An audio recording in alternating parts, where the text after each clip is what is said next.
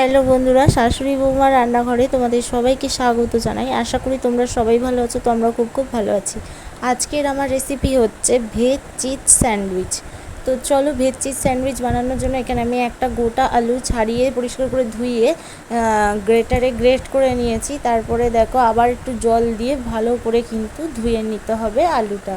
দেখতেই পাচ্ছ আলু থেকে যে ফেনাটা বেরিয়ে যাচ্ছে, তো সেটা কিন্তু নোংরা ছিল, দেখতেই পাচ্ছ। ভালো করে ধুয়ে নিয়েছি। এখানে সয়াবিন ছোটো ছোটো করে কেটে নিয়েছি, গাজর আর বিনসও ছোটো ছোটো করে কেটে নিয়েছি। তো আমার এই উপকরণগুলোই লাগছে ভেজ চিজ স্যান্ডউইচ বানানোর জন্য। তো সবার প্রথমে বলে রাখি, আমার চ্যানেলে যারা নতুন তো প্লিজ চ্যানেলটিকে সাবস্ক্রাইব করে পাশে থাকা বেল আইকনটিকে প্রেস করে দাও। আর ভিডিও চলাকালীন যদি কোনো কথা ভুলে থাকে তাহলে বন্ধুরা ক্ষমা করে দিও। তো গ্যাস জেলে কড়া বসিয়ে দিলাম, হালকা করে তেল দিয়ে দিলাম, দিয়ে এখানে দিয়ে দিয়েছি সব সয়াবিন, আলু, গাজর, বিনস কুচি, তারপরে দিয়ে দিয়েছি গোলমরিচ গুঁড়ো আর একটু টমেটো শসা, স্বাদ মতো লবণ দিয়ে ভালো করে মশলাটাকে তৈরি করে নামিয়ে দিলাম। এবার গ্যাস জেলে বসিয়ে দিয়েছি এখানে ননস্টিকের কড়াই। তো এখানে কড়াটা গরম হতে থাকলে ততক্ষণে আমি ব্রেডগুলোকে কেটে নিলাম স্যান্ডউইচের আকারে। তারপরেই দেখো ব্রেডের মাঝখানে এই পুরটা দিয়ে দিচ্ছি।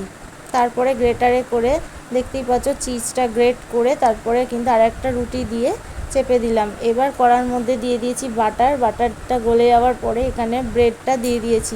দেখতেই পাচ্ছ স্যান্ডউইচটা খুব সুন্দরভাবে সেঁকা হয়ে গেছে। তো এইভাবে কিন্তু পর কম তেলে আমি কিন্তু স্যান্ডউইচগুলো তৈরি করে নেবো।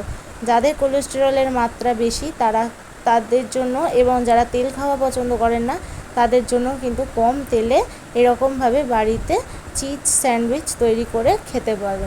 তো দেখতেই পেলে কত সুন্দরভাবে তৈরি হয়ে গেল।